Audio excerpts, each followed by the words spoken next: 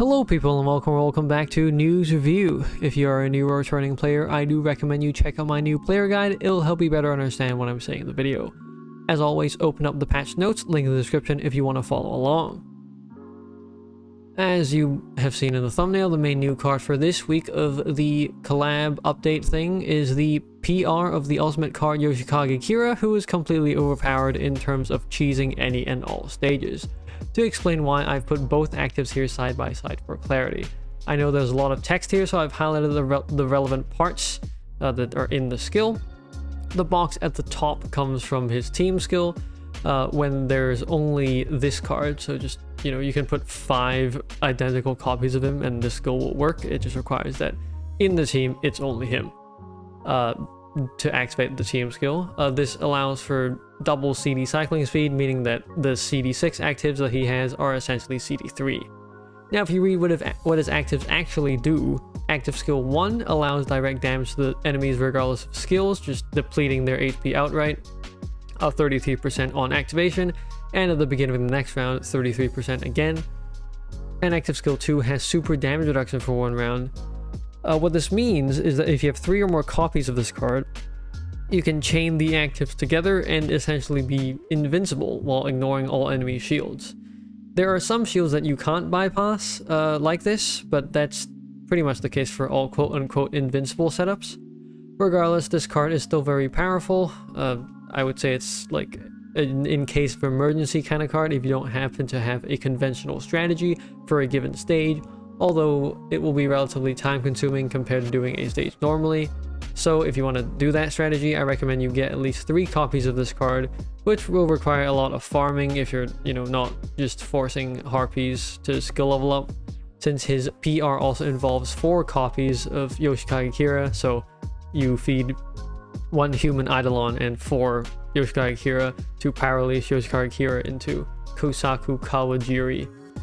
That would be like, so if you want 3 copies of them, and then you have to train each card to level max and skill max first, that's just a lot, which, yeah, the ultimate stage isn't that hard, it's just going to be time consuming. I'll link some videos that I personally found to be the fastest for farming the stage. They're mostly ReZero, and in fact they're like all ReZero, I think, the ones that I found to be the fastest clears. If you need help translating or missing cards or want a different video, you can just jump in the Discord and people will help you out there. After all of that, the only new thing from the Nightmare stage is technically just his own Dragonware, which isn't bad, but isn't essential by any means.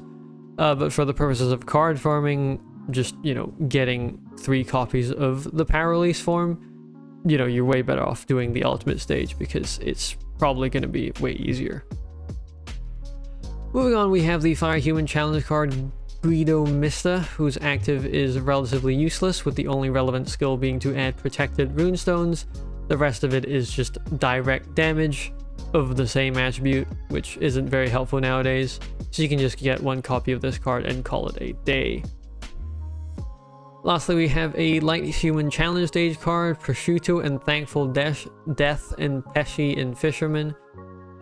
That probably, can compete with the longest name in TOS. That's probably not true, there's probably a way longer name. He has 2 actives, both of which being completely useless, as seen by the fact that I have highlighted absolutely nothing in here.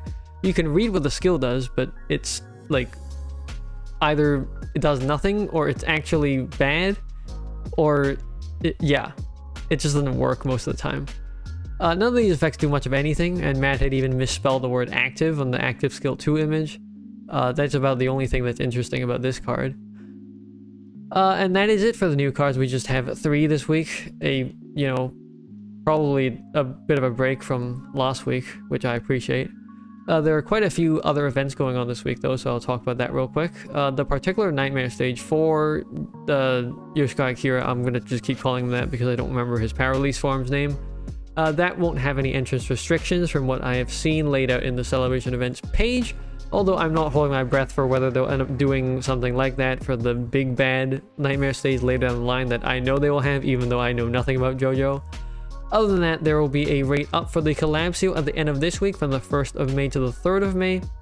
So that will be an optimal time to pull for those of you who would like to pull for this collab seal.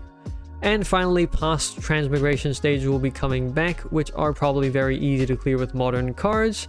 But I still think the cards in there that drop are decent, which are the transmigration bosses, that is. So be sure to clear that if you haven't already got the card when it previously, did a rerun or even on the first run.